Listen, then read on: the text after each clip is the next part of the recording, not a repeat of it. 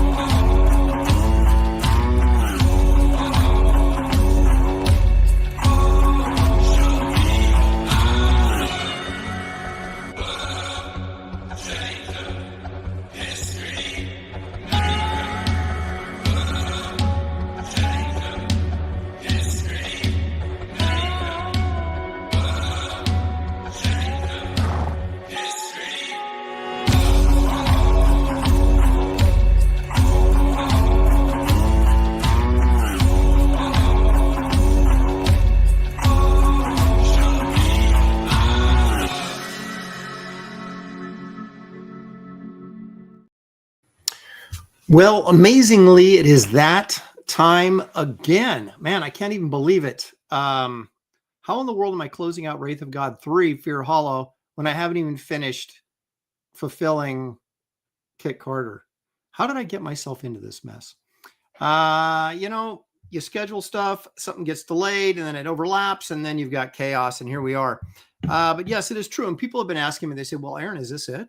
Are you going to go in demand? Well, we'll find out at midnight tonight.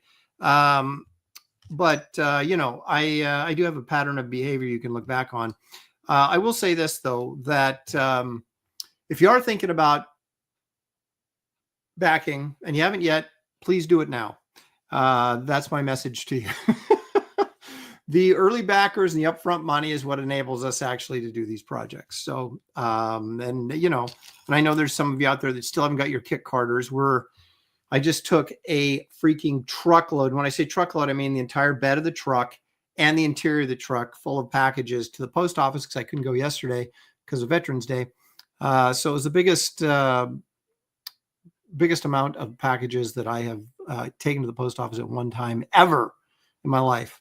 Multiple trips. So anyway, we have, I think, 470 orders left to fill. And that is less than that because a lot of people ordered 2 things or 3 things. So like a lot of people have more than one order. So when it says 470 orders, that's not 470 individual orders. That's 470. Well, it's 470 individual orders, but not 470 individual customers. So, we could be more close to 400 actual packages that are going to go out because we've got bigger boxes this time and everything. If I can, I get it all in one box. If I can't, then of course we split it into a couple shipments. But anyway, so we are moving right along, and hopefully we'll have that completely out the door in less than a week. We shall see. I am burning the candle at both ends, trying to get that done. So I appreciate you guys' patience. The crazy thing with Kit Carter was there was a lot of things that came. It was supposed to be a quick campaign, and just everything that could go wrong went wrong, and ended up making it a longer campaign than usual. But everybody that's got their books so far, and that's almost 1,300 customers have got their books so far, have been relatively pleased with the book. So hopefully you'll think it's worth the wait when you finally get yours. But like I said, we're closing that out really, really soon. But today's about Wraith of God 3. What I'm going to do tonight is we're going to do Aaron Live like I was supposed to do on Sunday, but we had to babysit grandbaby. So this is the show that I had planned for Sunday of this past Sunday. So you're getting it now, along with all the, back Wraith of God 3 too. You'll find a link in the description of this video, by the way. If I remembered to put one in there, pretty sure I did. When did I ever forget to do that? In fact, now I'm like, I'm going nuts just packaging everything and trying to like, oh, did I just put that in that box? Was I supposed to put that in that box? And craziness. And so I'm constantly now questioning everything I do. I'm like, did I remember to do that? Did I forget to do that? Am I supposed to do that? What's going on here? So I'm going to check my, yeah, there it is. There's a link in the description of this video. I knew I could trust myself. Yeah. So anyway, there you go. There is a link in the description of this video. Take you right to the campaign. Those of you who are wrenched, please also put it in the chat. I greatly appreciate it. Let's take a look at the campaign while we're at it, and then we will we'll address the chat, see who's here. Then we'll get on with the show like we normally do. Okay. My back is killing me, by the way. Getting old sucks. So I was telling Shelly, I go, do you have anything red that I can like put over my lights to get some warmth? I said, I look like a corpse. I look like a freaking corpse. It's like living in Oregon and never getting any sun, I guess, is what that's all about. Anyway, here we go. Wraith of God 3, Fear Hollow. We're at $64,090 with only 858 backers. It's amazing because in the last 2 Wraith of God campaigns, I've had around between 1,000 and 1,200 backers by the end of 45-day closeouts. So is it the economy? Is it we don't like Aaron anymore? Is it I'm tired of Wraith? Do something else. I mean, I don't know.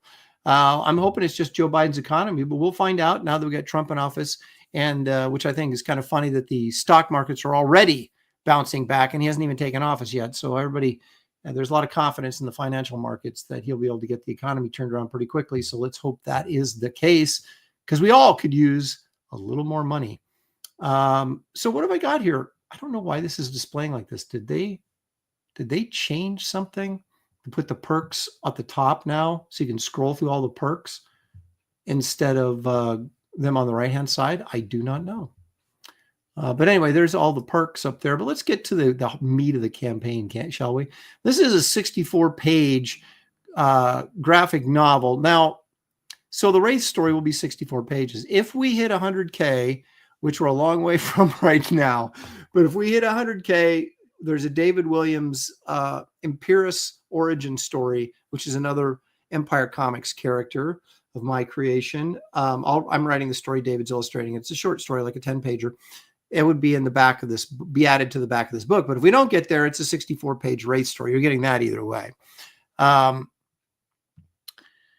So this is basically the Wraith and Esther journey to Cranestown in New England to face off with the Headless Horseman, who is a character from the Wraith's past, from his youth that he encountered as a young man, like a 12-year-old kid.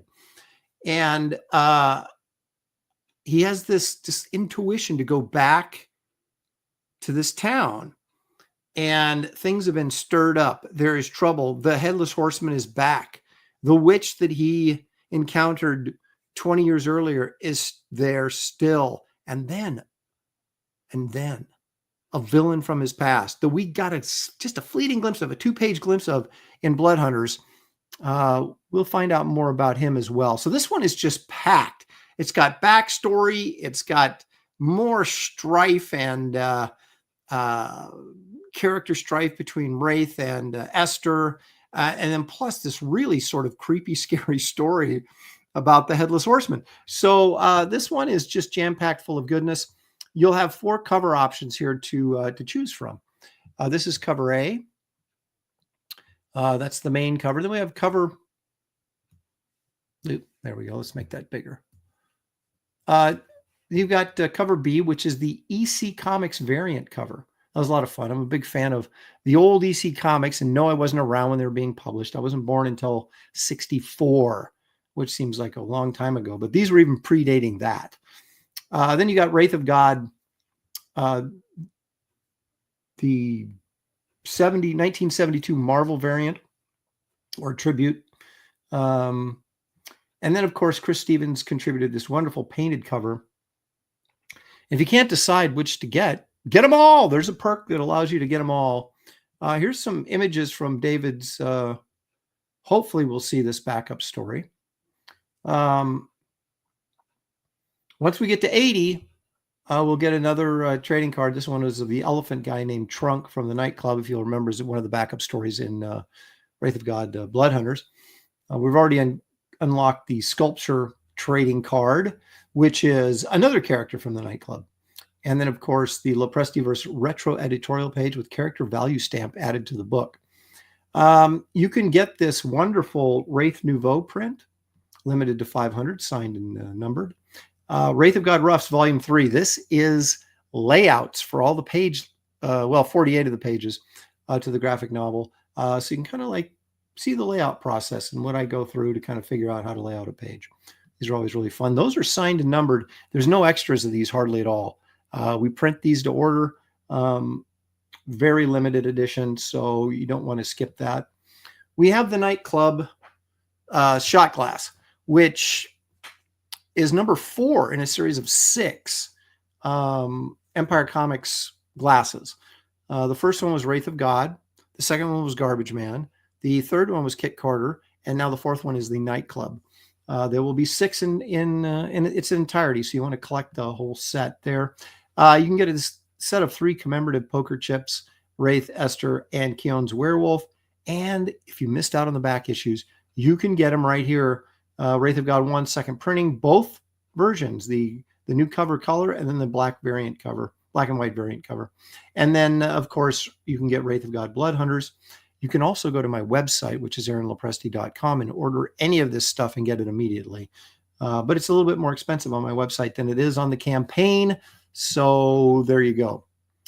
Do with that as you will. Again, up here, up top, here's all the perks. The Wraith of God Fear Hollow 4-pack plus. That gives you all 4 covers, plus the Roughs Volume 3. And these, I don't even know what you get with this. Let's see. That's not what I wanted. They usually like drop down and give you an explanation of what's... Well, anyway, you get all 4 of these plus the Wraith of God Roughs Volume 3 at a discounted price. See, it's like 8% off. Well, it's not. It's $10 off. I mean, that's pretty good, right? You can get a shot glass. You can get the print. You can get a Wraith of God Fear Hollow A, B, C, D. You can get Fear Hollow cover A plus the Roughs. And then Wraith of Everything. That's basically everything on the campaign you can get. All the original art is sold, but there'll be more coming up soon. I've got to do the value stamp. I've got some trading card art from last campaign, and I'll have the title page, which is a really cool illustration. In fact, I think I can probably preview it today if I can find it.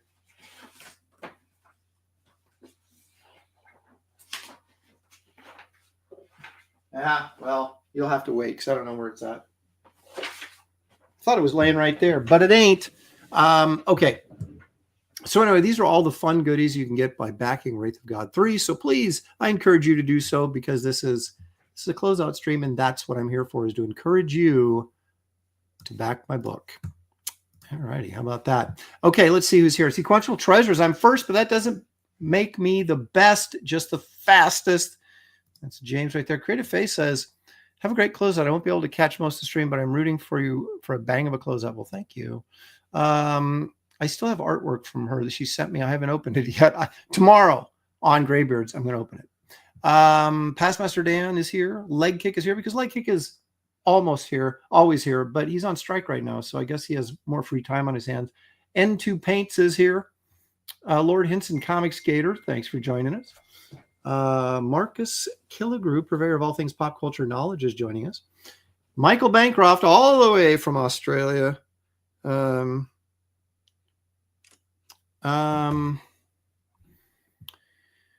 Hey, let's see here. Sleeping Psychopathy is joining us. Passmaster Dan says I'm stalling. I'm always stalling. Dennis Rodriguez is joining us. Thank you, Dennis. Torchbearer Studios, Cole King. Cole King, I think we just shipped your book out. Citizen Ronan, Glitch. Who else we got here? Jimmy. Hey, Jimmy Owens is here. Repairman Jack is joining. I think Repairman Jack, I sent his out too. I'm not sure. Can't remember. You guys have like real names, and when they come up when I'm shipping stuff out, I'm like, oh, hey, there's so and so, and then I can't remember the name with the avatar. So Henry Jeremick is joining us. Thank you. Peter Orchard Studios. Gamelkin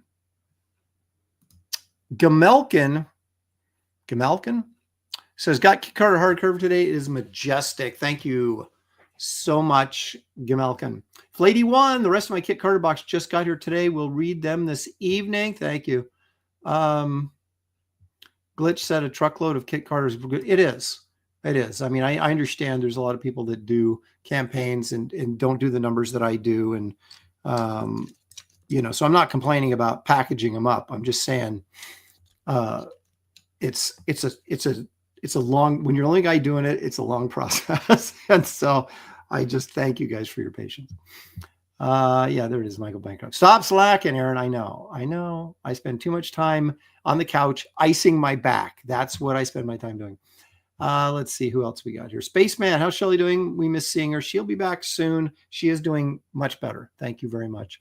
Venom Bite says I might back it by the 19th. Okay. I'm going to mark that down on my calendar. Mighty Joe, not Mighty Joe Young, just Mighty Joe. Kit Carter came in Saturday. Fun. Poster just arrived today. Excellent. Glad to hear it. Cool light in the back, warm light in the front. I know, but even when I see, you can see a little red here. I got a little red there. That's coming from that. I'm like hanging red clothing over it because I don't have any like transparencies to put over them. They're all like melted through for overuse. So, Repairman Jack is like, seriously, 60 is the beginning of the end. Arg. Ethan says, there's got to be a way for me to help here. Well, are you streaming tonight, Ethan, at all? Because I'm going to do this right into the bros from like 4 to 6 my time, which would be 9 o'clock your time. And if you're streaming, but I didn't want to. You got too much going on, man. You got so many people launching and closing this week. It's crazy. So I didn't want to burden you. But if you're planning on streaming at some point this evening, certainly I would jump over on with you if you want to do that. So just let me know. But thank you for offering. Let's see here. Dennis Rodriguez, that's 20, that's $2. That's something. But what is it? Hi, will the email list links work when in demand? They should. Yes, nothing will change. Toxic Dusk 13 is joining us. Thank you, boys, for joining us. Did I say Henry Jarre? Hey, Paul Taylor, our resident biologist, is here. He wants to see Bigfoot videos, and that's what I'm here for.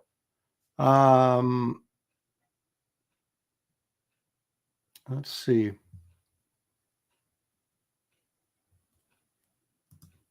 Glitch says, Aaron, if you use the Edge browser rather than Chrome, the tier should Edge. I don't even know what that is.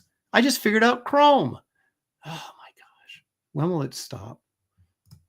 Ethan just backed again. Thank you, E. I appreciate it, man. I got a huge box of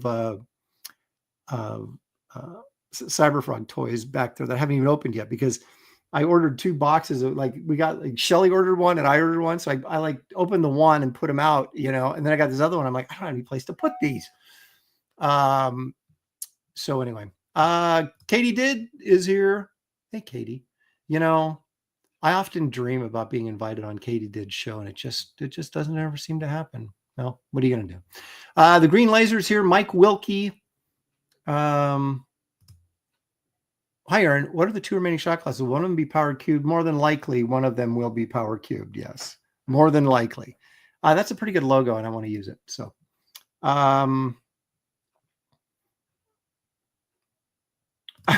dude, it's what I do. Burden me. Well, are you going to stream tonight? Do you have any plans to stream tonight?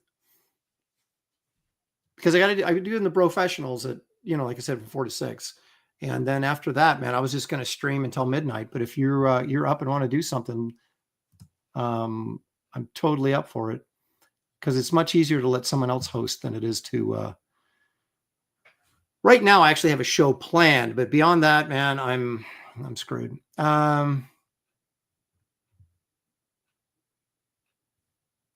Jerry, hi, Aaron. Really looking forward to my kit card arriving so my wife and I can both read it. Thanks, Jerry. Did you not get it sent out yet? All right, there he is. You heard it here. Okay, so he's doing Comicsgate live tonight. All are welcome. I will be joining Ethan later this evening on Comicsgate live, and maybe get a little late night crowd to bump up our order numbers. Thank you very much, Ethan. Appreciate it. Katie said, Aaron, you can come on my show anytime. I do Good Morning Comicsgate every Monday at 9:30 in the morning. Katie, that is 6:30 in the morning to me. Are you freaking kidding me? Oh my gosh. Like, I'm going to get up. Okay, let me tell you a story. So I was in San Diego, and this is what I call BS, before Shelley. Okay.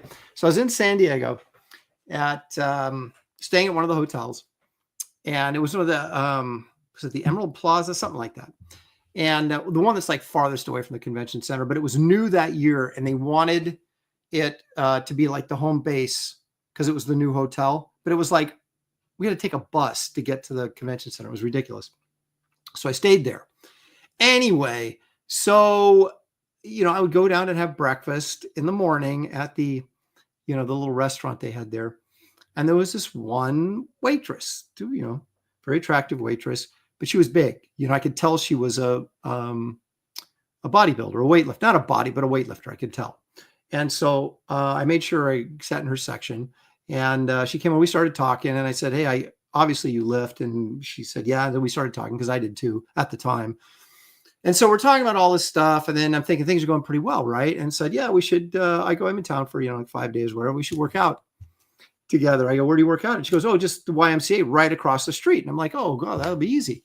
I said, so when do you work out? She goes, I work out at like 6 a.m. in the morning. And I went, are you out of your freaking mind? So I could have, who knows, but even for this good looking girl that wanted to work out with me, I was not getting up at 6 a.m. and going in there and working out. Oh my gosh. Are you kidding me? 6:30 in the morning, maybe. Okay. I'll tell you what, I will suck it up one day and pull this off somehow.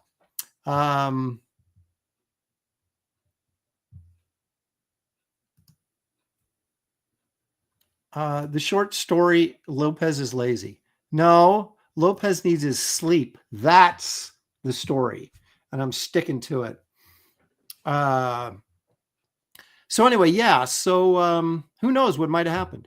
But I wouldn't, to be at the gym at 6 a.m., I'd have to like get up at like 5 a.m. or something. It's like, are you kidding? That's like, it's still night. It's still, what's wrong with you people? Anyway. Okay. That's what I thought. In fact, I made that comment. I'm like, I thought old people went to bed early and got up early. I go to bed late and I get up late. When does that change? When does that 5 a.m.? I'm up at 5. I mean, maybe if I lived on the farm and had something to do, I don't know. But okay. Brian Suddenly Old is here. He says, hi, all. At work on a break back, Wraith of God. Okay. Hi. Okay. Let me try that again. Hi, all. At work on a break back, Wraith of God 3. That's what he's saying. Okay. There was no punctuation in there, so I was a little confused. David G says, wait, that long drawn out story was just to tell us you didn't get any. I was making a point about it takes a team of horses to drag me out of bed that early, even when I was young. Okay. Yeah. Now, did you guys see the episode of Landing Party where Mark Miller joined us to talk about Star Trek? And he apparently lives on a farm and has to get up and milk cows. So he had to like leave the show early because he had to go to bed because he had to get up so he could milk cows in the morning. So I guess that's in Scotland someplace. So Jerry says, no early mornings. He agrees with me. So Jerry and I are on the same page. Just because of that, Jerry, I'm going to check and see why, if your package hasn't been sent out yet. You would have got an email notification if it had been. So maybe it just hasn't yet. So nothing personal. It's just, we're just going and, whoever comes up, comes up. This is why you have kids. My dad had me at 50 and had no chores to do because of that. Well, that's, Shelly and I often sit around going, what if we'd had a couple more? But again, if we were on a farm, that'd be a different story. If we had a couple more right now, they'd probably still both of them be adults, and they're just costing us more money. But I do miss having kids. I did. It's like I was scared to death to have them because I was like, oh, what if I'm a sucky father? And what if I ruin them or whatever? And but now, looking back on it, both our kids, we were very fortunate, turned out really, really good. So, like, oh, it would have been nice to have like one or two more. But even now, they'd be gone. So, we'd still be sitting around moping around. Get a rooster. When I lived in LA, going to film school, 21 years old, lived in an apartment in Culver City. This is like second year in film school. And our neighbors, before they tore down, they had these we had this apartment building, and then they had like these little shacks in a hovel sitting next to us. And they had like roosters and crap, and this thing would crow at like 4 a.m. or something ridiculous every morning. Finally, they wiped it all out and built another apartment building there, but holy crap. All right. Wizard Sleeves. Hey, Aaron, got my ship notification for Kit. Woo, so stoked. Great. Glad to hear it. Thank you. Paul Taylor says, Paul's from Canada, so things are a little different up there. My brother ordered chickens. One ended up being a rooster. He thought it was cool until it crawled up his daughter's leg, pecking her. He grabbed it by the legs and slammed it against the barn, and it exploded. Oh, my God. Yeah, baby. Katie says, we have 2 kids, and we are done. Well, it is nice to be able to get up in the morning and go, oh, I don't have to drive anybody around today. That was like nonstop for like 20 years because our kids are like 8 years apart. So it just never stopped. Finally, when my son was 16, got a car and could drive himself to basketball practice or whatever, then I was driving my daughter around to go to dance and school and everything else. And she still doesn't, she's going to be 23 and she still doesn't have her license. So I'm still driving her around. Thankfully, she's in Arizona at college, so I don't have to drive her around there. Okay. All right. So I didn't get anything to eat today. Oh, okay. Here's the other bad news. I have to get a crown. I went to the dentist yesterday, and he's like, the dentist is like, oh, there's a crack in the, oh, there's another, oh, you got 3 cracks in this tooth. And I'm like, so what are you telling me? It's about ready to explode. He goes, yeah, that's exactly what I'm telling you. You need to get a crown on that thing. And I'm like, oh my gosh. So it's like, buy a new car, get a crown. I guess I'm getting a crown. Holy crap. I couldn't believe how expensive it was. So anyway, that's why I'm desperate for you to back Wraith of God 3. I have to get a crown on Thursday. Yikes. Okay. So anyway, let's take a look at our Frazetta image of the day.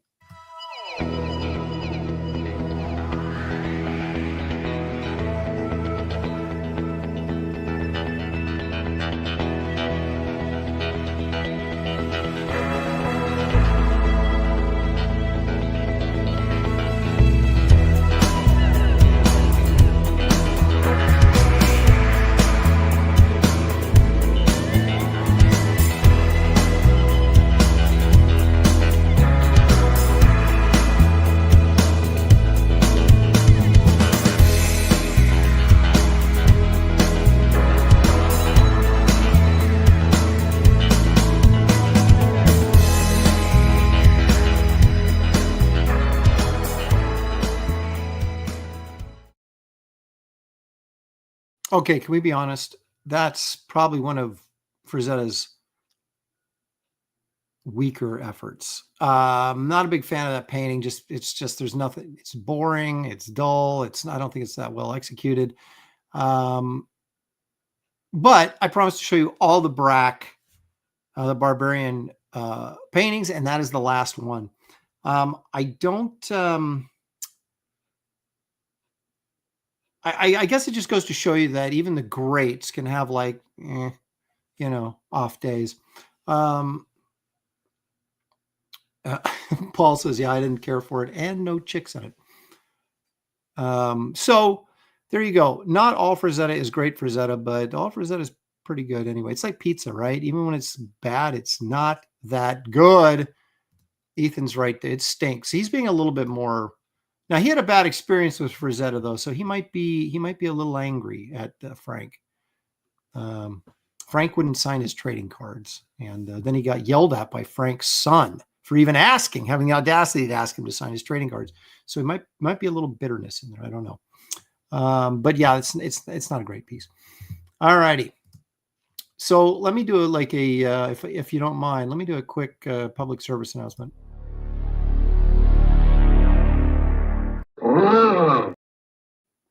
Didn't cue that up exactly right, but there you go. Yeah, hit the like and subscribe and back Wraith of God 3. You'll find the link in the description of this video. Okay. Onward and upward. There you go. He remembers it. It's a great story. The funny thing is, the longer you're in comics, the more great stories you have. Okay, what am I going to do next? Oh, you know what? Let's get this out of the way because I know you're all just like dying to see my choices. Actually, no, let's not do that first. Let's do this. I introduced this segment a while ago. We only did it once, but it was me when I did an accidental swipe of a Mike Zeck Hulk cover. Those of you may remember if you saw that episode. But this is a little something I like to call strange coincidences.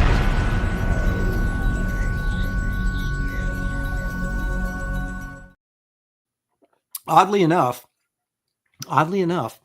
it involves Mike Zeck again. So how many of you fine folks go back to, this is probably about 1970, 1971, when Neil Adams had this kind of run of about 10 or 12 issues where he was doing covers and interiors for Detective Comics. All great stuff. But you have this wonderful cover here, all right?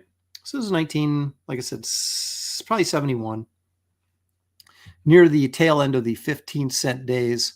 And yes, I do have this copy of this comic, but no, it is not in near mint condition, sadly. And then years later, in the 80s, our good friend Mike Zeck does this.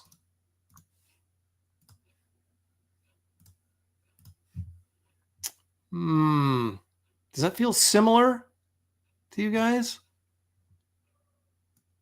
Now, I wouldn't say that I wouldn't accuse anybody of swiping anybody, but let's take a look at these next to one another.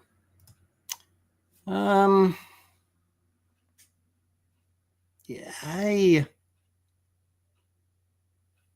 the perspective is actually better on the Neil Adams piece than Zeck's. Yeah, clearly this is a swipe, but was it an intentional swipe, or was it, I'm going to do this cap cover, and then you realize and you go, wait a minute, that looks really familiar. And then you remember, oh my gosh, that was a Neil Adams cover I loved when I was a kid. Some are saying homage. Apparently when Zemo died, his mask came off. Yeah, it's a swipe, but I guess it becomes an homage. It becomes an homage when it's something from your youth. Like I'll do that with rights and every once in a while, like, oh, there's a cover or an image that I really, really like. And so that I purposely recreate it, knowing, I'm not trying to get away with anything, knowing that everybody else knows that it's a rights and piece. And I just, it was something that, has a special memory for me. So I, you swipe it, but then that's when they call it an homage, right? When you're showing appreciation for the piece. A swipe is when you're trying to get away with something. At least that's how I always looked at it. So I don't know. Is Zeck trying to get away with something here? Did he do this accidentally, just out of out of his mind. I doubt it. It's too close. So yeah, we do have a swipe there, or maybe an important book to Mike back from his youth, and he homaged it. So anyway, there you go. That's this week's episode of Strange Coincidences. I would never cast any sort of negativity towards somebody and say, you ripped that off. I wouldn't.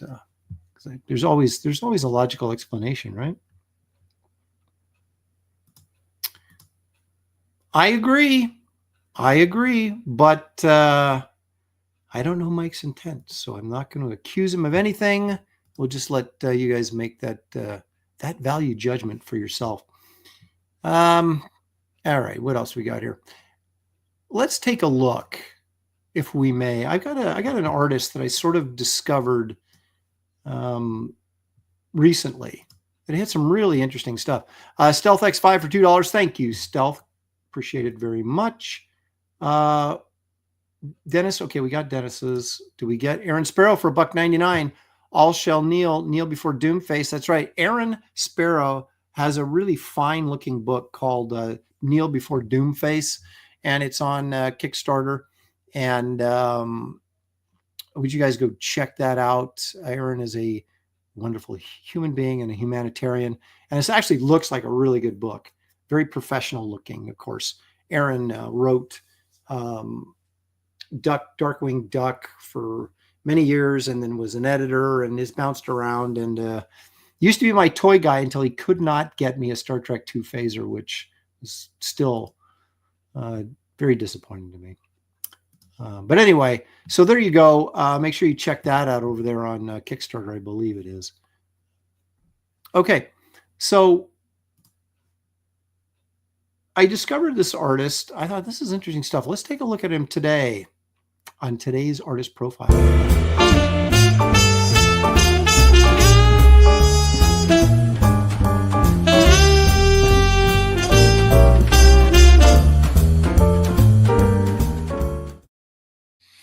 J.F. Kernan. I'll bet you guys are like, who? What?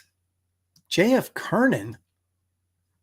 Now, this guy was back in the, of course, the golden age of illustration, which, I like to go back and look at this stuff because these guys were really had it going on. This is an oil painting, of course. Did a lot of like greeting cards and magazine covers, most of the gang used to do.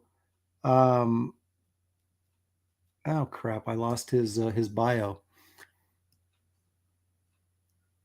But he was born on the East Coast. He was a New Yorker, like most of these guys were back in the day.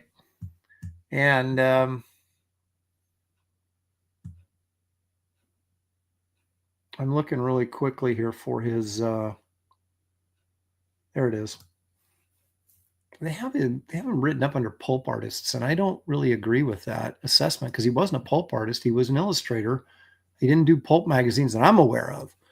Well, let's take a look at a couple more of his pieces here. This one's really nice as well. You can tell that he was in the same era with Leyendecker and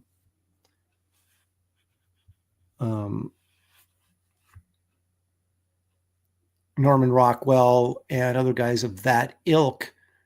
I believe this was. I mean, look at the texture in the blanket, the very Leyendecker-y, right? So I'm sure he was influenced by him, but he was Joseph Francis Kernan was born 1878 in Brookline, Massachusetts. How about that?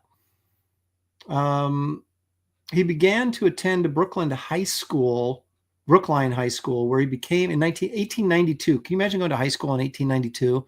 Was that about right the time they invented basketball and they're putting peach baskets up in the gym? He became interested in a career commercial artist. Now, his other interests were golf, swimming, and baseball. His athletic achievements on the baseball team were celebrated in the local newspapers.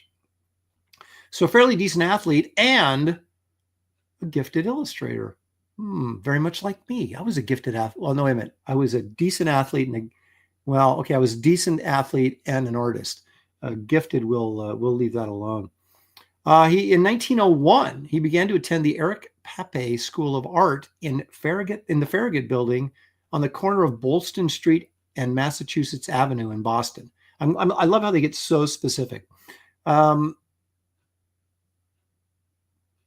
He was a prize winner.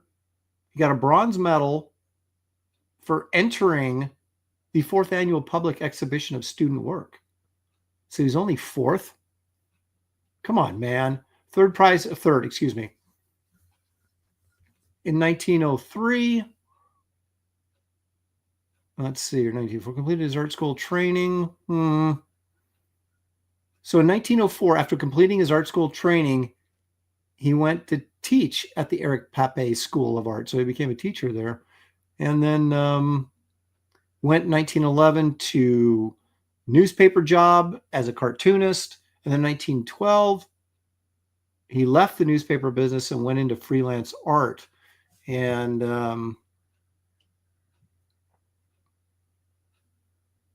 tried to join. Oh, he was not selected for military service. Can you imagine in World War II? I mean, did they reject anybody now? Because back then it was like, if you weren't like in perfect health, you got rejected and you didn't get to serve. So he did not get to serve in World War II. That's kind of unfortunate.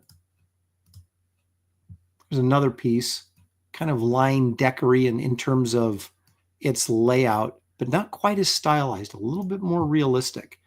When did he pass away here? 1946, 56. He died in 1958. And then his wife, at 79, he outlived both his parents, died in their 50s. So he got to be 79. Good for him. 1958. And his wife passed away a few years later in 1964. So there you go. We got more of his work, though, I want to look at because I find it. This is a really nice piece.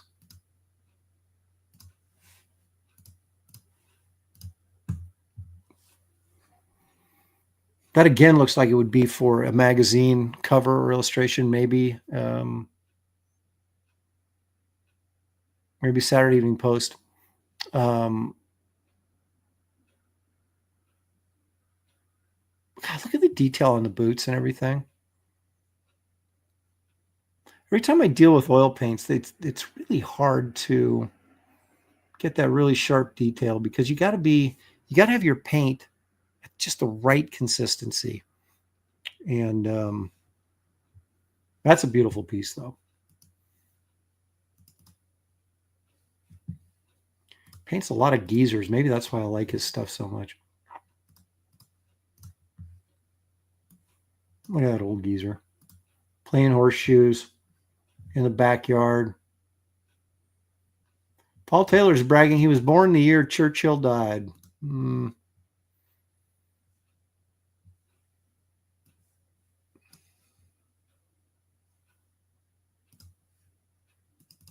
Even the guys that were just like, above average compared to the greats were still like freaking awesome. Because they actually learned something in art school back then.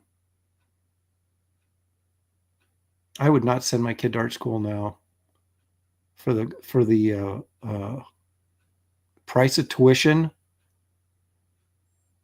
and the quality of instructors depending on where you go. That was a nice one. What year is that? 1932. So he was one of the guys that would go in between Leyendecker and Norman Rockwell. But I still think it was good stuff. I really like this one. This is very Leyendecker-y. Is that a word, Leyendecker-y?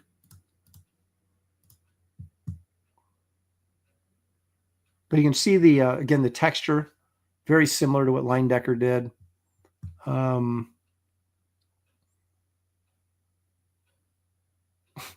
you imagine playing football in leather helmets? Like, why even wear a helmet? Oh, brutal.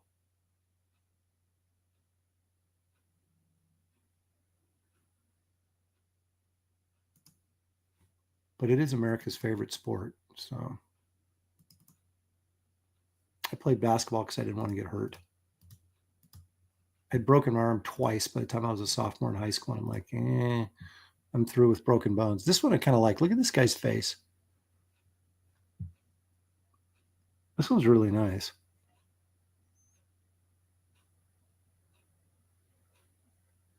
Clothing texture, the faces, the hands. This hand, that is not easy right there, drawing that. It's not easy. It's almost monochromatic too, with that yellow. Really nice. And finally, let's look at this last piece here.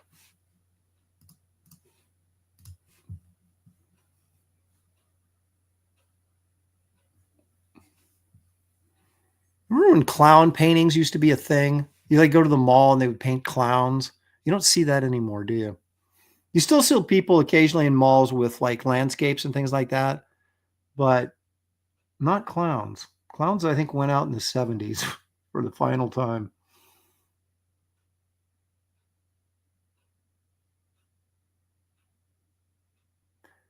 It's funny that, or interesting that people used to think clowns were funny. Even this looks like a kind of a scary, just weird.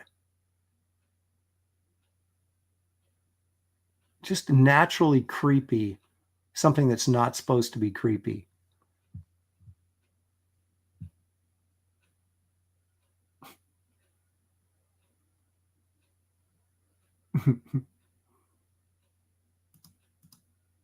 Gary Martin's in the chat. He says it reminds him of NC Wyeth. It's just amazing. I have this book of American illustrators, and it's like this thick. And there's just tons of guys who were just extremely talented, but for whatever reason didn't have that extra little oomph to their style, to their art, that would put them over the top and make them a Leyendecker or a Rockwell or a McGinnis or one of those type of guys. But they're just really, really good. And so there you go. There is the story and the art of J.F. Kernan. Katie says she hates clowns. Well, you're probably not the only one.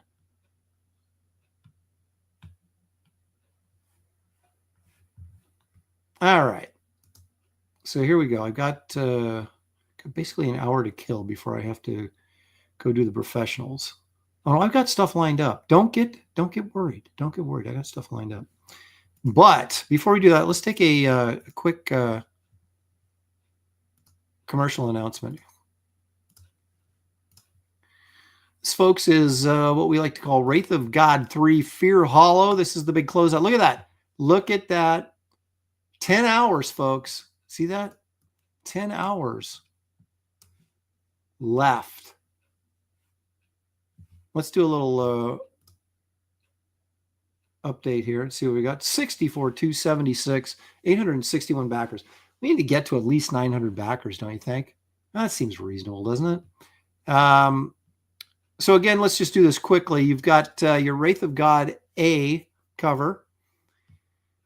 You got your Wraith of God B cover, which is the EC tribute cover. You got the Wraith of God C cover, which is a 1972 Marvel tribute cover. I've done one for every Wraith of God book. I've done one of these box covers, and I didn't even intend to. I did on the first one because on the first one, the Wraith of God graphic novel, the very number one. But the second one, I did a tribute to Tomb of Dracula number one, which made sense because it was, he was hunting vampires. But it just so happened that Tomb of Dracula was 1972 and had one of those box covers as well. So that ended up being a box cover.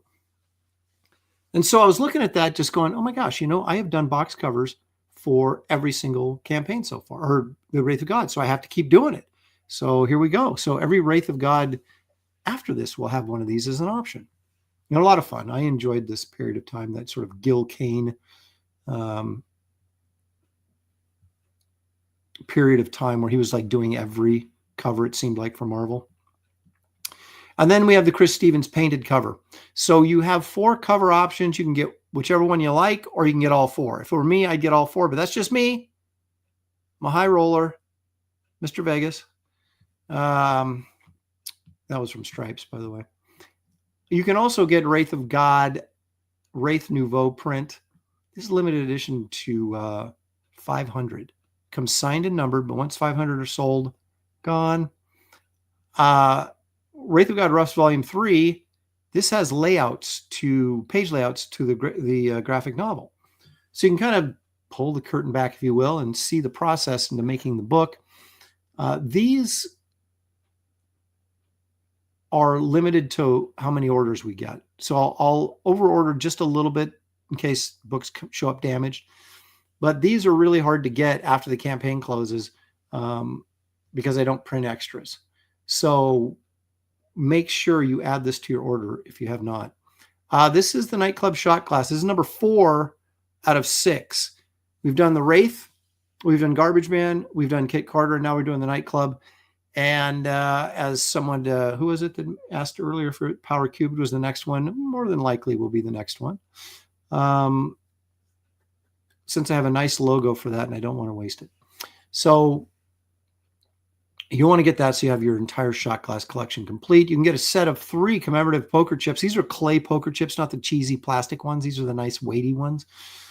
$15, and you get Wraith, Esther, and Dale Keown's Werewolf. And you can also order back issues. We've got them right here.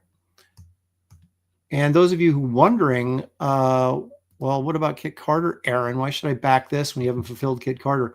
We have fulfilled almost 1,300 orders with less than 500 to go. So we are hoping to get that wrapped up in less than a week, or no more than a week, and get everything shipped out. So you can back with confidence because there's 1,300 people or 1,200 people plus in the audience that have their Kit Carter books. So you know they're there and you're going to get them. So you'll find a link in the description of this video that'll take you right to this campaign if you want to back. And I encourage you to do so because that's why I'm doing this live stream, is to encourage you to back great comics. And that's what we produce here. If you want a book or books that you could buy from Marvel or DC and say, well, let me rephrase that. Buy from Marvel and DC 15 years ago, and you'd say, this looks like a Marvel or DC book. It's that kind of quality. That's what you're getting. So back with confidence. And back with confidence that Trump is now your president and he's going to fix the economy so you have plenty of money to pay that credit card bill off. Hey, how are you going to use that awesome Gary Martin Wraith piece? I don't know yet. I'm not even thinking, okay? All I'm thinking about is boxing Kit Carter. When that is done, then I will jump all over this Wraith of God and get really rocking. I've only got a couple pages done because I had to get fulfillment done. And then I'll start formulating a plan on how to use Gary Martin's art in my my latest book. So there you go. Skeleton Corpse says, it got me that Marvel tribute cover. Excellent choice. That's kind of my favorite too. Comics Legend says, I received my Kit Carter book last week. Fun reading and amazing art. The humor reminded me of Power Cubed. Well, since I wrote Power Cubed, it should remind you of it. It's, I do have my humorous side. No, I don't just have a grumpy side. I do have a humorous side. So there you are. Gary, if you want to come in, follow the link and come in and you can show people your Wraith piece if you want. Glitch got his. Green Laser, we forgot your ash can. Thank you for letting Shelly know. Look, there are so many glitches in the in Indiegogo's perks page where they list everybody and what they ordered, and you type in somebody's name and not everything always comes up. It's just the most bizarre thing. And so we found out that there was, for some reason, sometimes, not all the time, sometimes the ash can doesn't show with your order. but it does with other people's. We can't figure it out. So we missed probably about 17 people didn't get their ash cans that were supposed to. And so we will, of course, we're verifying that you didn't get it. And then when you didn't, then we're shipping it. So you will get it. You'll get your ash can. So I apologize for that, but we just discovered this glitch and we're like, wait a minute, how come all these people don't have their ash can? Why isn't it showing up with the regular order? And I tell you, it's always something. It's always something. That's the fun. That's the fun of being a writer, artist, editor, publisher, distributor. You get to deal with everything. Okay. Mighty Joe's like, ash can? What ash can? I did a San Diego ash can for Kit Carter, and which we're selling for, I think I sold them for $10, $15, can't remember, but made them available to people on the campaign for $5. And a lot of people took me up on it. And, we got sold a couple hundred through the campaign, as well as whatever I sold at San Diego. So yeah, I think I have a few left over and I'll throw those up on my website. I've had other people asking me, when can I order Kit Carter? Because they missed the campaign. All the extras that I have, there won't be very many hardcovers, but I do have a decent amount of paperbacks still available. They'll go up my website and you'll be able to order them from there. Or you can actually email me right now and go, hey, I want a Kit Carter, and we can do it through PayPal or whatever. Son of Liberty Radio for $5 says, at your age, the grumpy side overpowers graphic, young, happy side. Sure, the ash can oversight is a glitch and not age-related. Are you sure the ash can oversight is a glitch and not age-related to dementia? I don't know. I can't remember, but do you remember this? There you go. Our first cannonball of the stream. Thank you, Son of Liberty Radio. I enjoy taking people's money and then blowing them up. Mighty Joe says he missed it, but he got the sketchbook. Yeah, the sketchbook is different. The sketchbook doesn't have, other than cover sketches and art, it doesn't have any pencil-like interiors, I don't think, in the sketchbook. And there's process pages in the ash can, like half-inked pages or just penciled pages, some different things in the ash can that are not in the sketchbook.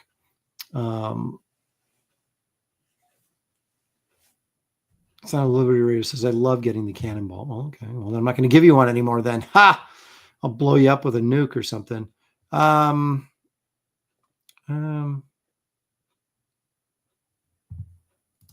Make them an add-on to Wraith. Yeah, so I can go through this same nightmare again. No, I'm putting them on the campaign. Or pardon me, I'll put them on my website, and people can order directly from there. And then when I run out, I'm out. I don't have to. That's the thing. Like, you put up a perk or something that's limited on a campaign page, and then you run out of them, and you got to take the perk down and make sure it's hidden. And then you got one more perk. Yeah. So yeah, it's just easier to put on my website and have people go directly there. Where's Kelsey? I don't know. I have no idea. Giant Size Goody Two Shoes says, I reviewed Kit Carter very high on my Twitter. Well, I loved it. Thank you, man. I really appreciate that. He's Giant Size Goody Two Shoes, but he has a Man Thing avatar. So he's really telling us that he's a giant size man thing. I think that's what he's really saying. Well, Kelsey, David Williams tells me that Kelsey did disappear, or has in the past disappeared for up to a year and then resurfaced. So this is not uncommon. That's right. You can see Kelsey every week in my Bigfoot segment. Oh, thank you very much, Sequential Treasures. Check out James's channel, Sequential Treasures, on YouTube. Go there and like and subscribe. You know why? Because it's free. Got the KC book, sketchbook, and ashcan all safe and sound, says Kellraiser. Yeah, once we caught the mistake that we were missing ash cans. So a lot of people got their ash cans, but there's like 17 people that didn't. So those are actually, Shelly and I are going to put those together and get all those sent out tomorrow. If you're in the foreign land someplace far away from us here in the U.S., even in Canada, I have shipped out some international orders, but the majority of them, I think we still have like 90 some international orders. Those usually go out last because we do, not that our foreign friends are not important to us, you guys are, but when you're doing the mail program and you have to keep switching back from US to Canada or Iceland or whoever, it really slows the process down. So we do like segments of, like I've done several Canadian ones, right? So I'll do like 20 Canadians, and so I don't have to redo the shipping program every single time. So there has been international orders shipped out, but the rest of them will probably be at the tail end. I think what I'll do this time is the last person. Every time I have like the last person that gets shipped their book, they get something special inside. So I'll throw something in there special for the last person to get shipped. And so that'll reward one person who had to wait the longest. I tell you. Son of Liberty Radio says, I better open my Kit Carter. It came yesterday. I didn't check for the ash can. A lot of people forgot they ordered them, which is funny because Shelly sent out this email and they're like, oh, yeah, the ash can. I forgot about that. So we're honest here, right? We're honest. Even if it's going to cost me more in shipping, it's my fault because I forgot them. Actually, it's Indiegogo's glitch fault, but it's my fault. So, we're shipping them out to you. Make sure you get them. Sean says he got his Kit Carter today. Looks fantastic. I haven't read it yet, but looking forward to it. Thank you very much. I appreciate that. Appreciate all you guys for supporting Empire Comics and everything, we're trying to do here. I just wish I could get out more product faster because I got so much stuff I want to do. But I think the quality's there. And so at least we got that. And you're getting at least a project a year, which is, if we all age gracefully, it'll be fine. Randy Howell says, with all nutcases moving to Canada, you can hand off a package to one of the hippies.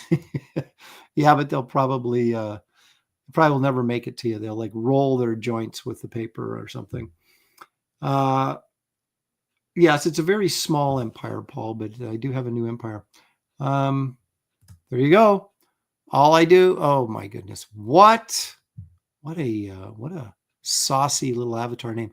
Oh, snap. I just realized I didn't get my ash can. I messaged you, but I also haven't gotten my Kit Carter yet. So well, you wouldn't get your ash cans if you haven't got your Kit Carter yet. That's where your ash can would be, is in with Kit Carter. So if it's not in there when you get it, then email me. Yeah, it doesn't matter if they're separate contributions. They'll ship together. Gary says my StreamYard link is not. Why isn't it working? Let me try it again.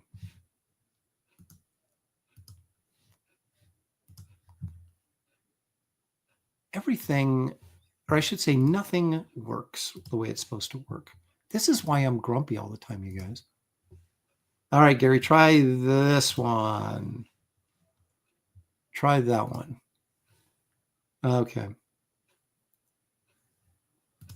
David, if you're bored, come on in here.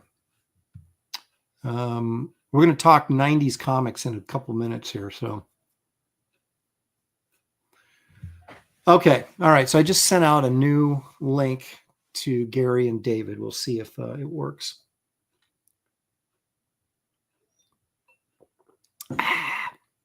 While we're waiting, many of you, okay, let me put it this way. A lot of people ask me, what have you worked on? And there's Gary wearing his Texas. All right, hang on, let me make you bigger. All right, there you go. So Gary does this, brush and ink piece of Wraith on a horse, unsolicited. And then I see it and I'm like, oh, I got to put that in my book. So that's how Gary gets work. Anyway, there you go. So that's the piece. I'll just put it in a pinup or something at the end of the story or something of that nature. Oh, David's going to the store. All right, that's fine. Gary and I can handle it. Everybody wants to know if you're smoking, Gary. Looks a little misty in there. I'm smoking hot. At least that's what the ladies say. That's right. So Gary's responsible for our choices this week on the Graybeard Studio poll. And it's, excuse me as I advertise my Wraith of God shirt. So it's Dark Horse, Fantagraphics, which is getting no votes, which, you know, to be expected. And then I voted for Fantagraphics. They've got, you know, some eclectic choices. Well, I mean, yeah, if you wanted to do like, didn't the Hernandez brothers, don't they do it through Fantagraphics? And Yep. I was kind of like interested in continuity, but it doesn't look like continuity is winning. It looks like Dark Horse is running away with it at this point. Yeah, I was kind of leaning toward continuity, but I was hoping somebody would draw Hopi, so I voted Fantagraphics. You hope somebody would draw who?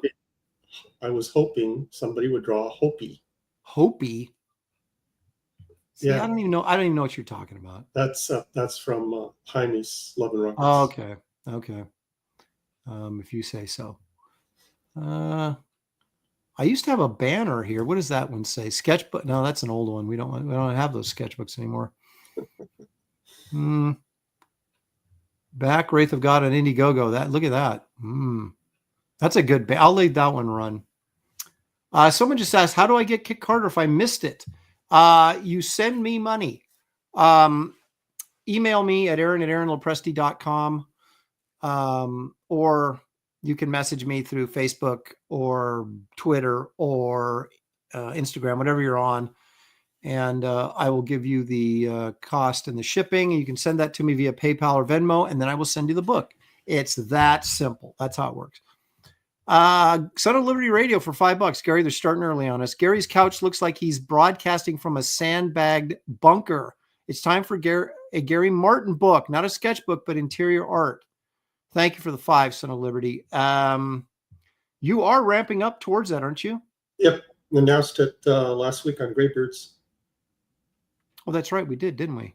That's right. It's called Astro Chick. I tried to beat you to it before you butchered it. You knew I was going to screw it up. Astro Gal, right? One word. Astro Gal. Astro Gal. Yep. Yeah, there you go. All right, Gary. So I was going to, I was in the middle of saying that a lot of people, and I'm sure you get this all the time, it's like, what have you worked on, right? Well, after 30 plus years in the mainstream, it's easier to tell people what I haven't worked on, right? So many people may or may not know this, but I actually drew some Aquaman. And if you've drawn Aquaman, you've pretty much drawn everybody at that point. So eventually get to the low tier DC and do an Aquaman story.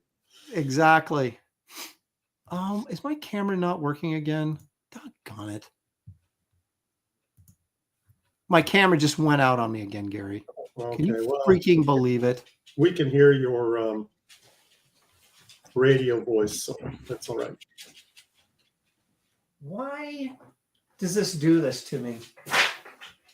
I had trouble, like I was listening to your stream on YouTube and then it just quit. My stream did? Yeah. And I don't know what the thing was. It just said, you know, oops, we're having a problem. What does that mean?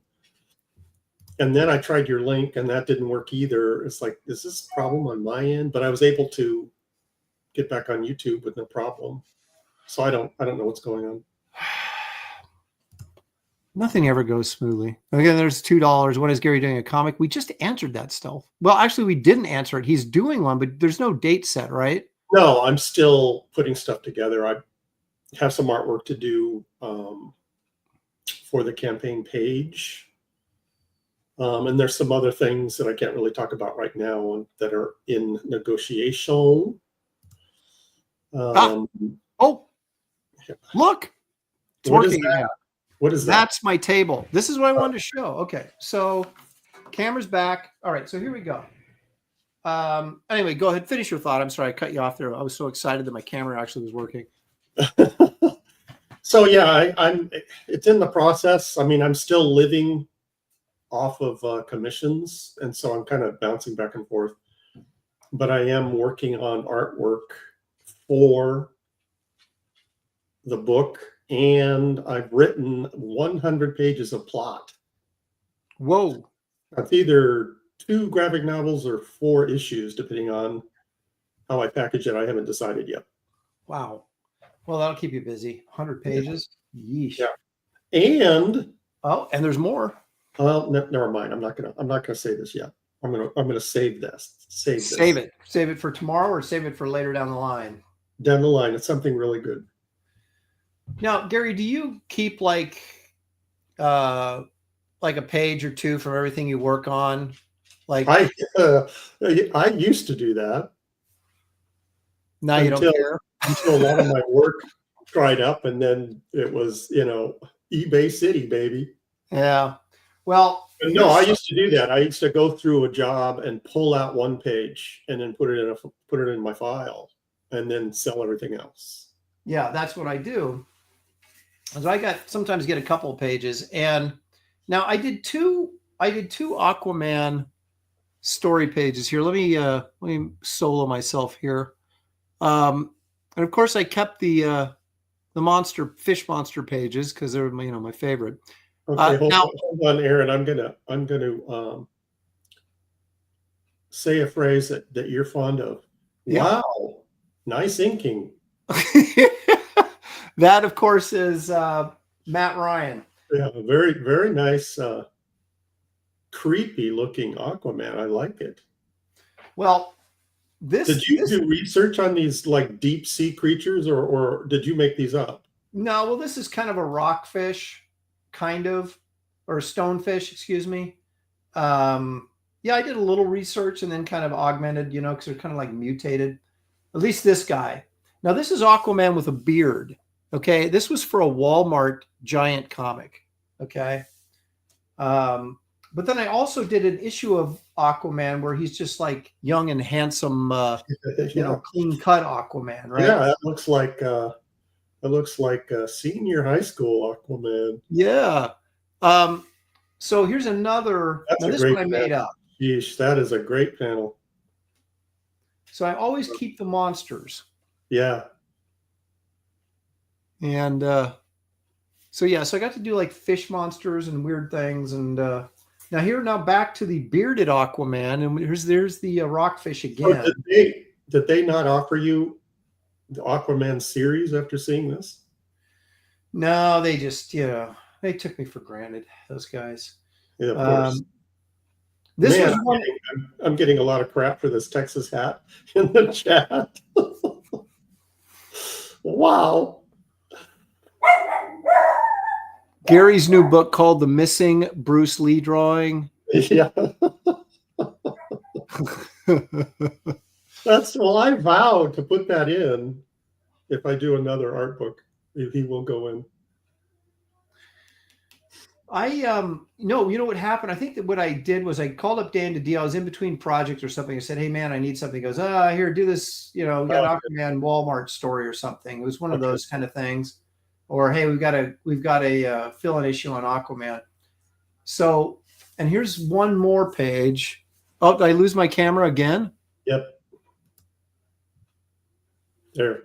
Okay. That Aquaman figure is awesome. Thank you. Did you do that on purpose? The design of flipping the image of them, one's going one way, the other's going the other way, but it's the same curve? Well, I generally will do stuff like that, diagonally. Whether or not it was intentional, the curve, I can't even remember at this point.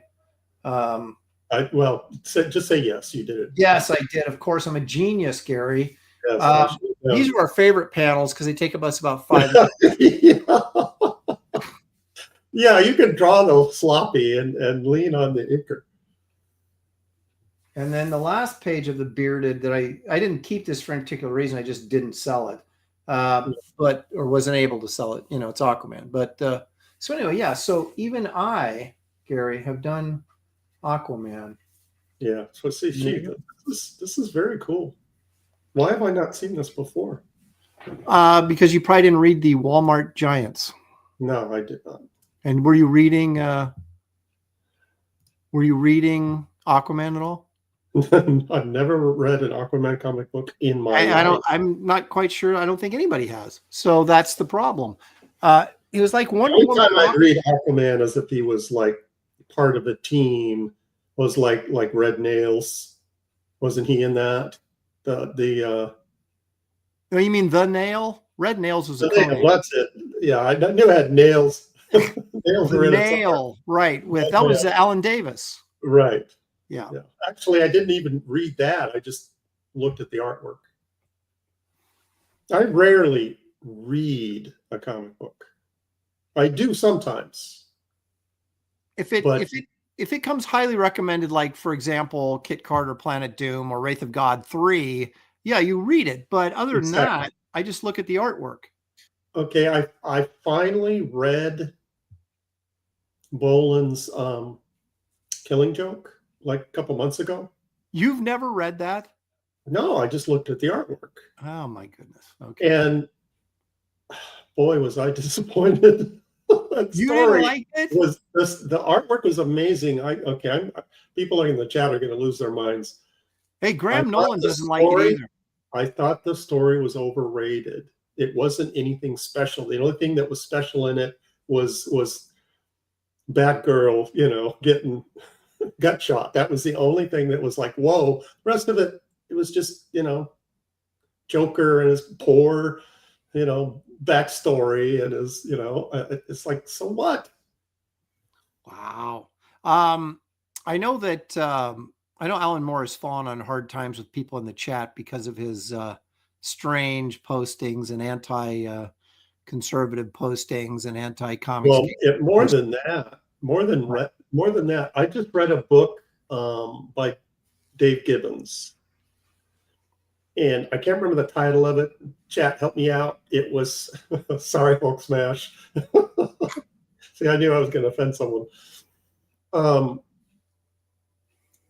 It's a recent book by Dave Gibbons where he recounts stories of pretty much his whole career. And he tells like a little snippet of history when he was working on the book. And when he was talking about Watchmen and his visits to Alan Moore's house, and some of the weird, dare I say, satanic rituals that Alan Moore was doing while Dave was there. Well, he claims to be like a warlock or whatever, and practice witchcraft. So I mean, shouldn't be a surprise. Yeah. So I don't foresee that having a happy ending. No, but I liked it a lot. Now again, I will admit this. What did you like about the story? The artwork. I said that. But yeah, but don't you feel that sometimes a book that has really nice artwork in it, or that maybe it's just someone you really like or whatever, it like suddenly the story is better because True. It was other than the shock value, I thought, of Barbara Gordon getting paralyzed. And I thought that this book sort of defined the Joker as a real horrifying supervillain threat. Whereas before, I always thought he was goofy and stupid. And then this, I was like, whoa. And I did like the ending, which a lot of people don't because they think it's out of character for Batman to sit there to be laughing with the Joker after the Joker tells a joke. Yeah, I didn't care about that. It's like, that's as good of a way of ending the story as any. Well, but some people thought it was out of character for him. And I just thought, and I think we talked about this. I don't remember when I talked. It might've been on Professionals or some other show, but that I felt it just showed this razor thin line between what separated the Joker and Batman. They're both laughing at the end, like they're buddies at the same joke because they're that far apart. And so but again, if I'll admit it, if Boland hadn't drawn it, I probably wouldn't even have picked it up. Right. But I thought the artwork was just freaking next. I was just blown away. Yeah, they're coming out with a artist edition with a bunch of Boland work, including the entire Killing Joke. I've got a black and white edition of it. Well, this is artist edition. Oh, so it's like, super big. And it's going to be oversized. It's going to be larger than. Oh gosh, yeah, I might have to get that. It's got like a $200 price tag. Well, maybe I won't get it. But so I saw original pages of Killing Joke at San Diego back when it was in the old building, like in Were the those late 11 by 17? Yeah. And now the Frank Miller, and also some guy had Frank Miller's Dark Knight pages there, and those were like really big, but these were regular size. And that's when I looked at him and realized that he was using a brush and not a pen. And then my respect for him went like, oh, I mean, this is like, how is he doing that with a brush? So it was. The chat is helping us out here. Confabulation and anecdotal autobiography by Dave Gibbons, Glitch, and who else? Several others got that. Thank you, chat. The chat always knows. The chat does know. That's a great read. If you're like Gibbons at all, he has lots of backstories on jobs throughout his entire career. Although that's interesting. I didn't know not mentioned at all. So that's one, Wow. Yeah. Wow. That's unfortunate. I know. Wow. People they don't remember who got them where they're at sometimes. That's right. Yeah. They forget the little people. I talked to Dave a couple of times. You would think with his success, especially even, with films, that he would be. But he's just, you don't even know you're talking to him. He's that down to earth. I keep reminding myself, I'm talking to Dave Gibbons. It's interesting. I run into a lot of guys like that. I shouldn't say a lot of guys, but some guys like that. Like I went for several years, I would go to the Spectrum show in Kansas City because I wanted to meet some of these illustrators, not necessarily comic book artists, but just illustrators that you admired. And I got to meet James, Dinotopia, James Gurney. And I was just like, and he was the most down to earth. We were just sitting there chatting away about, art and different things. And he complimented what I did. And I was like, oh my gosh, and we just talked about, it was just really, really cool. And there was a couple of guys like that, that were like big film guys or whatever. And you get to talk to them and they're just like, nice guys that could just draw really, really well. So Randy Howell for $5 Canadian. Gary, your Brush with Destiny campaign on Fund My Comic was great, but you should offer a second chance campaign on Indiegogo just to have a presence there. Yeah, that's not a bad idea. It isn't, because you're not hitting you may not be hitting the same crowd. True. So, yeah. And I did Fund My Comic just to stick it to Indiegogo, because I didn't like what they were doing at the time. All the shadow. But I probably ended up sticking it to myself. Well, that's usually how it goes, right? Yeah. But yeah, Randy, that's a good idea. I will think upon that. Well, there's the other thing is, it's like, when do you make a decision about, like I was talking to Andy Smith about this, is like, at some point you do a collection campaign, right? Like you take all of Wraith of God or whatever your title is and say, okay, when does that point come where I do, okay, here comes the collected, hardcover or whatever, do I do it in black and white because people want to see it? Do you do an artist edition? All these crazy things. But instead of always having this pressure where a campaign ends and then you're right into the next one, right? Where you just say, okay, I'm going to repackage something and do a trade paperback or trade hardcover of this stuff and do a collected, and give yourself a little bit of a breather for a couple of months, and put together stuff that, you're still putting together a project, but you're not doing any new work for it necessarily. You're just, putting it together and going through the publishing process. So Phil Diaz is in the crowd. Phil, of course, did my my trailer for Wraith of God 3. In fact, Gary, let's take a look at it right now. Yeah, Why don't we do that? Excellent. That's what we're here for, really. Good segue, Phil. Yeah, Phil, perfect timing. Here we go. Let's look at Phil Diaz's trailer for me.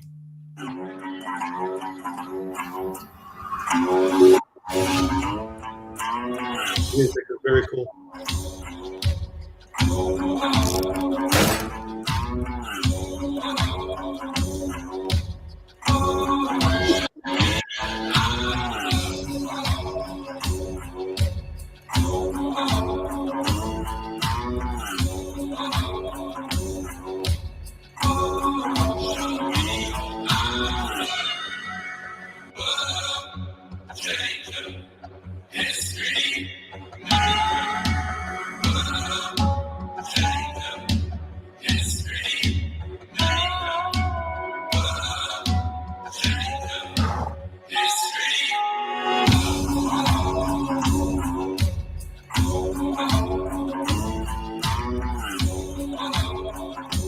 So cool.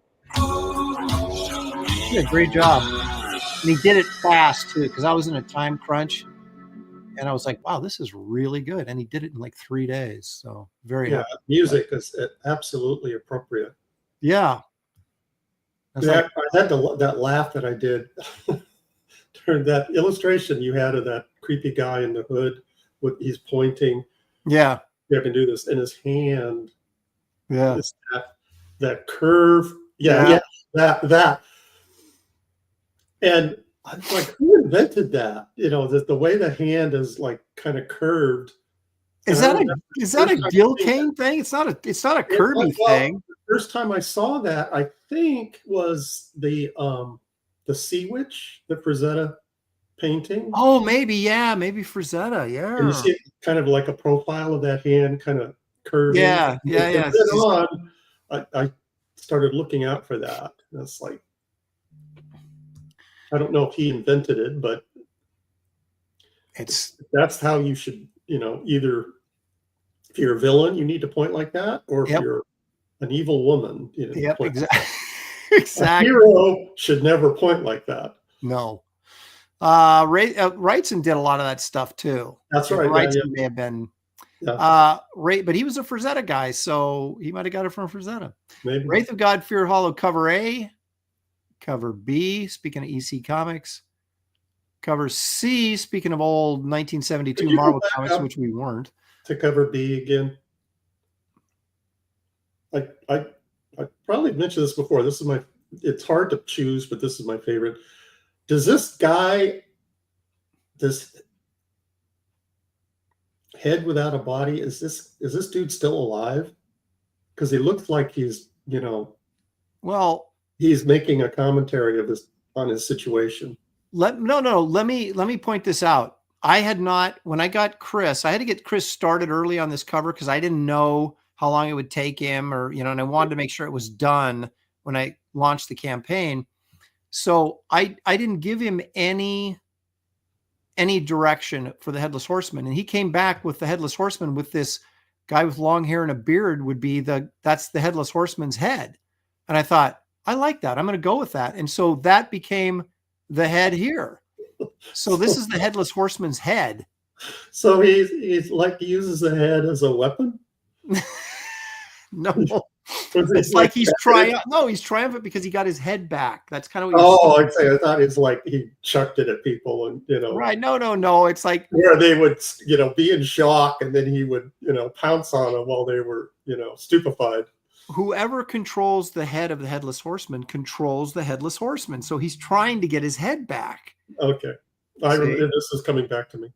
Yeah. See, so so I actually got it from Chris because I didn't have any idea what the Headless Horseman's head looked like. Should it be all decayed? Should it be sort of half, Right. And he came back with this, and I went, you know what? I like that. I'm going to go with it. So anyway, here's David Williams' backup story that will only appear in this book if we hit 100,000, and we are light years from 100,000 right now, folks. Light years? You're more than halfway there. Oh, that's light years in crowdfunding. Light years. Um, Halfway there.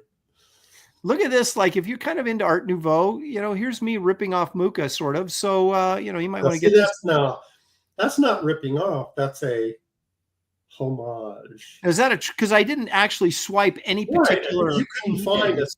I don't recognize that design, and I've stared at a lot of his work. I don't think you could find a piece similar to that where you just lifted everything except swapped out the characters. No, I didn't do that. I didn't do that. I don't think you did.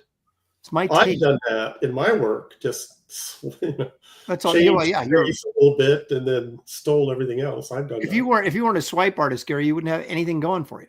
So right. That's right. That's right. Yeah, that's my thing. Everybody knows it, so I still embrace it. You've been warned by artists, but I have. I'm not joking. I know. Prominent. Oh my goodness. Artists. Anyway, there's a lot of cool stuff you can get as add-ons, poker chips, shot glasses. You can get your back issues here. I keep forgetting. I want those poker chips. I keep forgetting. Well, I'll just remind me when the time comes. And back them. That's right. So you can use them for when you go golfing. That's right. So anyway, let's. Did I refresh this? Let's refresh this and see if we how much action we've gotten since the last time we looked. 64,621, 868 backers. Trying to get over at least to 900 backers by midnight tonight would be nice. All righty. Well, Gary, it's time now. I'm going to get this show moving. I think I have to get out of here at 4:00 for the bros. Let's do this real quick here. I've been doing decades of my favorite comics, and we are now into the 90s. And so let's do that.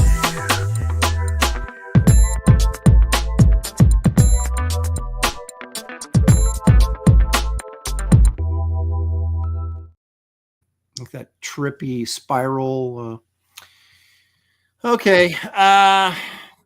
This was more difficult for me because I didn't read a ton of comics in the 90s. I looked at a ton of comics in the 90s, but this is kind of when you started working professionally, you didn't read as much, right? You became less of a fan and more of a, worrying about work and worrying about the project you were on and those type of things. I turned into a snob. Yeah, I would just walk through a comic shop and just go, bah. Bah. It's not as good as what I'm doing. Okay, so this is kind of self-serving, and actually it's good that you're here because dun dun dun, my number 5 pick here. Oh, I didn't do my. We do this. Talk about ruining the surprise. Yeah, it's Lord Pumpkin Zero. How about that? Speaking of comics we worked on. Woo! This was kind of the culmination of me getting about as rights-y as I could possibly get. I remember that cover fondly.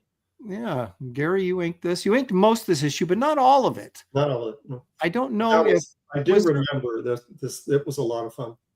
There was a conflict, though. You were working on something else. There was a deadline issue, or I can't remember. I don't remember. But I had to jump in and ink some pages.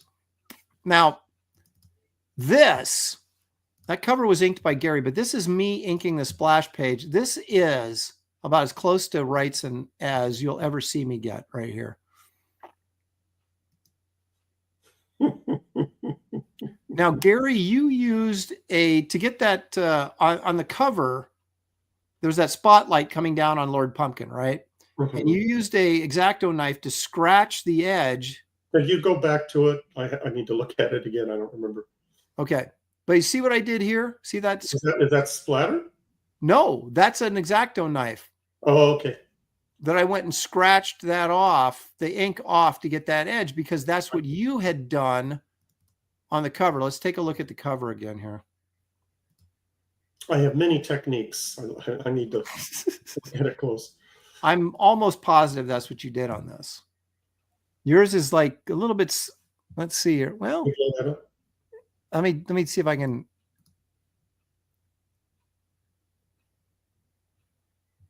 It looks like. I think what I did there is that I dry brushed it and then scraped it. Scraped it, yeah. Because I was going to say you had that sort of, you got that soft edge there. Mine is a harsher edge because I didn't do the dry brush. Creates the soft edge, and then scraping it breaks it up and makes it look more like right. So Gary, the difference is you did a professional ink job and I did an amateurish attempt. And we'll see what mine, you can see how hard my edge is because I did not dry brush. I just went in and scraped but it still looks like a beam of light. So, you know, tomato. That's right. There you go. Look at this little elephant guy. How Wrightsony is that little elephant guy right there? And then this this guy right here with the head growing out of the other head. Bunch of dead clowns back here. It's just like, yeah, these characters, they should have their own backstories. Yep. That's what you get when you go to the freak show, man, at the circus. Little alligator boy down here. But it cracks me up though, like his pose. Lord Pumpkin, he's like, he's proud. Yeah. Hang out with these weirdos. Welcome. So anyway, yeah. Like, look who I'm hanging out. It's like, you know, Trump's A-team. It's like what he's at. You know, and here's the sad Elon with the purple tank top, and I sold this and I still regret it. The original. Yeah, because I was broke. I was like in between jobs for like 3 or 4 months, and please got a little desperate. Go down that road of artwork that we have sold that we regret now. Yeah. All righty, number 4.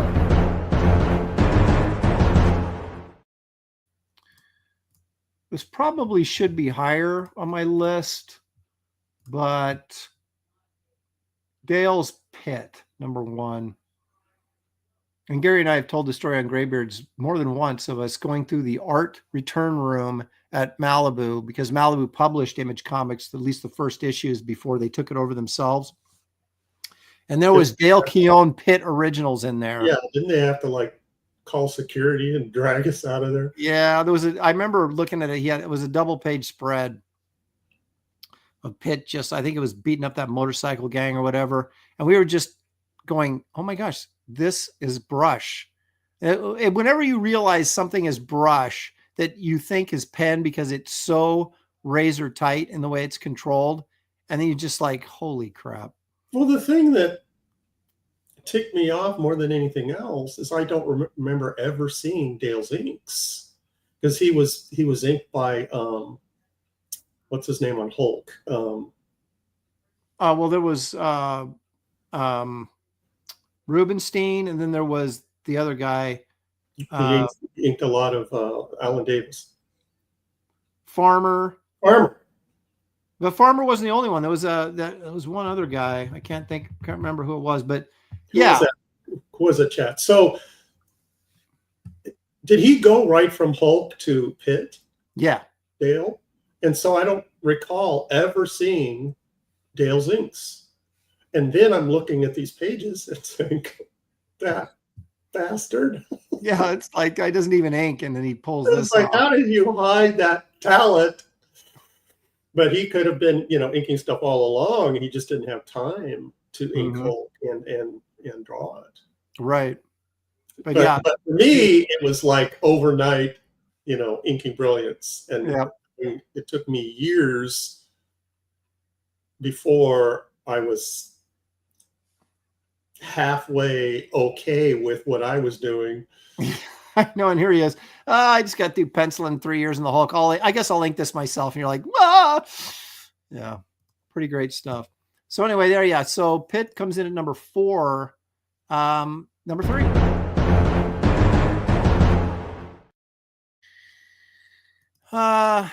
Michael Bancroft says, I could do that. I just don't want to.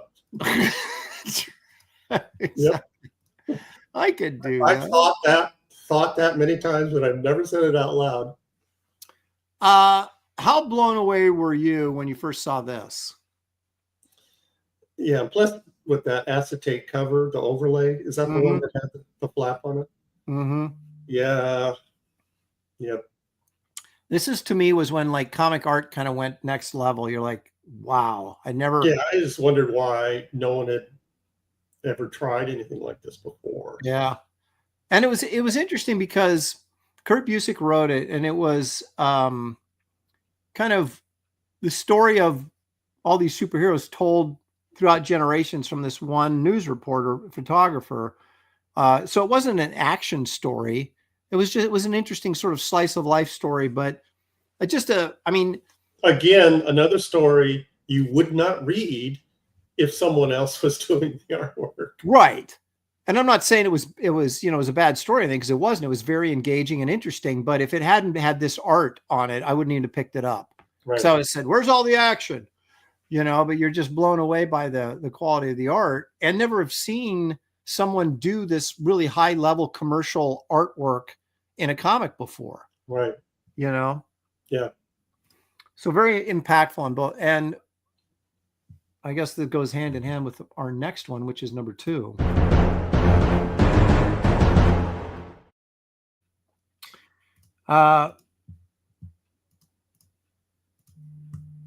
Kingdom Come by Comicsgate's best friend Mark Waid and Alex Ross.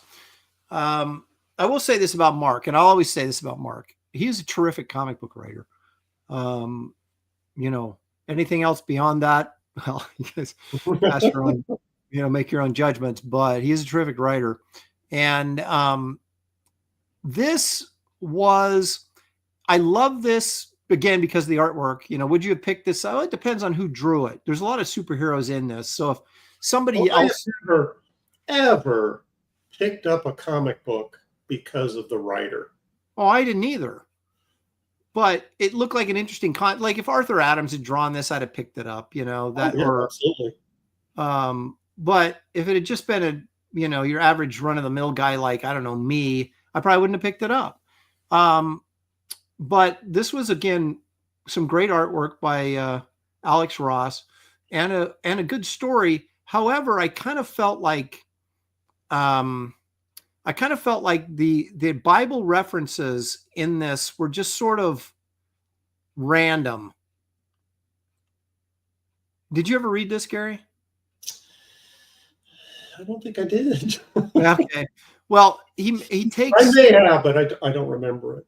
He takes Bible references from basically Revelation, sort of, and uses them at different parts that don't really fit to what's being said in Revelation. You know what I mean? So it's kind of like, it's like someone going, I'm going to be clever and use all these Bible references, but I'm going to use them completely wrong because I never read the Bible and I have no idea what it means. Well, you just, using them out of context just to fit. Yeah, because this is kind of an end of time story. So we'll just use a couple verses from, and you're kind of like, come on, man, do your homework. But I still really like especially when Captain Marvel fought Superman. That was good times. So anyway, here's the number 1 pick from the 90s for me. And doggone it if it isn't because of the artist again, but oops, I hit the wrong button. Let me hit the right button and try this again. There it is. Ron Garney's started his run on Captain America again with Mark Waid. This was a great series, but I tried to get this and Ron got it instead, which Ron was, especially at this point in time, was way better than I was. Now I can destroy him, but no, I'm kidding. Ron's terrific. I love Ron's stuff. But so he got this job. I was trying to get it and he got it. And it was one of those times where you wanted to be mad because you didn't get it, but then you looked at it and went, well, this is pretty good. He would have done this better than me. So this is one of the books we talked before I started this segment about we stopped reading comics in the 90s, right? Because we were working. But I actually read this. And it was, again, if it hadn't been Ron drawing it, I might have picked up the first issue, but would I have stuck with it? I don't know. There's a lot of, and I think we've talked about this before, but it's especially true with me, is that there is a difference between being a fan and being a professional. And most professionals started out as fans. Right. I think you and I, you know, we love comics and we like to draw, and so we went in that direction. But the page will flip when you actually start getting paid for it, and that becomes your job. And you're looking behind the curtain. It's not as magical as it was. Right. So when I was still a fan, before I was a professional, I would go to the comic shop every single Saturday. I had a routine. I would get a Slurpee, bring home, you know, the comics that when I buy, kick back and read them. And it was, I look back at that. I think I was like buying Tomb of Dracula, Gene Cole and Marv Wolfman, and I was reading those, you know, issues off the stands.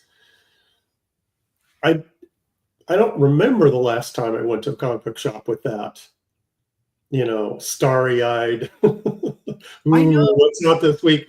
And a lot of it has to do with knowing what goes on, mixing the process, and you know, the people that call the shots, and it tarnished it for me. So I still have friends who say, "Oh, did you see this?" You know, it's like, no, it's, you know, I'm not like that anymore. And that's sad commentary. It's like it ruined it for us, you know? Yeah, it's sad commentary. But I think that kind of happens when you become a professional, is that the magic is still there. That's why we do it, because, you know, we love the characters, we love the artwork, we love doing it when we're working on something that we like, but it's still a business. Yep. You know, so it's a two-edged sword. You're a fan, it's not. It's all magic. Yeah. And that's funny because even when I was a young adult, like when I was in film school down at in California, when I got back into reading comics, I was, you know, 22, 21, 22, 23. And I was dreaming of, you know, at that point, when I started getting back into reading comics, I was starting to realize that maybe the film thing wasn't going to happen, at least the way I wanted it to. And I was starting to think about getting back into comics. And I was really, even at that age, was starry-eyed and excited about it because it was still that dream, right? It was still this, you had these visions of going to the Marvel bullpen, right? And hanging out and talking to these, you know, to Chris Claremont and whoever, you know. And I mean, even the idea back then, before I was professional, thinking about doing an all-nighter or working really late to finish, you know, a deadline, to me was like, that sounded, I don't know, romantic, you know. Yes. Now it makes me nauseous. Yeah, it's like, oh my gosh, do I have to stay up past 11 to finish this? Exactly. Yeah, and even when I was a pro to a certain extent, when you haven't achieved your goals, whatever they may be, and you're still dreaming about those goals, you know, there's still that you're kind of hanging on to. But then you get to a point where you either achieve the goal or you realize you're never going to achieve the goal the way you laid it out. And you've been working in the industry for 30 years and you're just kind of like, I don't care if I draw Spider-Man or if I'm drawing, you know, Amethyst, just send me the script. Yeah, there comes to a point where you're just trying to make a living. Yeah. And it kind of sucks that it takes that magic away, you know? Yeah. And that's, you know, that comes with it, that you have to take the money and run jobs where you're just doing it for the paycheck. Every job isn't, you know, oh, this is so fun. I always love this character. You know, and I get you probably too at conventions. What's your favorite character to work on? It's like, the ones that asked me that 30 years ago, and I had an answer for you. Yeah, I'd say the ones that have lots of black in the costume. Yeah, exactly. What's the easiest one to draw? Right. Easiest one to ink, you know. I like Batman's cape. Michael Bancroft says, I never put my wet Slurpee hands on my comics like Gary did, though. Okay. Dune Ringale gives us an update. Only $35,291 away from 100K. That's not light years. That's doable. Well, I'm going to wrap this up here pretty quick because I got the professionals coming up shortly. And so let's take a look real quickly at the campaign again and why we're doing this. This is actually stage one of the closeout. we'll be going on to on the professionals in a little bit, and then after that, be jumping over on Comicsgate Live with Ethan and going late until I can not stay up anymore. So we'll see how it all plays out. But this is just part one, folks, and I appreciate you joining us. And Gary, thanks for dropping in. Let's see what we got here. Survey says, can we get over 64? No, 64, 854, 870 backers, 30 away from 900, and really only 35,000 away from 100,000 in David Williams' backup story. You know, when January rolls around and the economy kicks in, people will come back and start backing. That's what we're all hoping for. He's only 30 backers away. You should be able to do that tonight, right? You would think. We'll get a different crowd. This is our usual day crowd. Most of them have already backed. I get that. Sequential Treasure says no Bigfoot videos. Yeah, we ran out of time, so I get to save those cryptid videos for next Sunday show, which isn't that far away now because we're already at Tuesday. So it'll save me having to look them up. A new batch. Those are hard to find, Gary. There's less and less Bigfoot videos available. Once you've been doing this for as long as I have, like they would be more. You would think, but they'd be coming out, on a regular basis. But they're with technology and how there are a lot more people aware of Bigfoot and a lot more people looking for Bigfoot. You'd think, yeah. What does it all mean? It might be more wily than the hunters. He's figured out all that camera phones and all that kind of stuff. They all sitting around in their Bigfoot man caves and yucking it up. Exactly. Casey's trying to find them. Cue the dog. Perfect. All right, guys. Thank you so much for joining me for this first 2 hours of the closeout stream. Like I said, please join us on the professionals. Art Tabir is hosting this evening. I think that starts probably in about 30 minutes or so. So we'll be on there doing that. And then later tonight on Ethan's channel. So we've just started a little campfire. Let's see if we can turn it into a bonfire tonight. Thank you guys all. Thanks, Gary, for dropping in. Appreciate the conversation. It's always great. Remember to check us out tomorrow on Graybeard Studio, 2 o'clock Pacific time. That's 5 o'clock Eastern.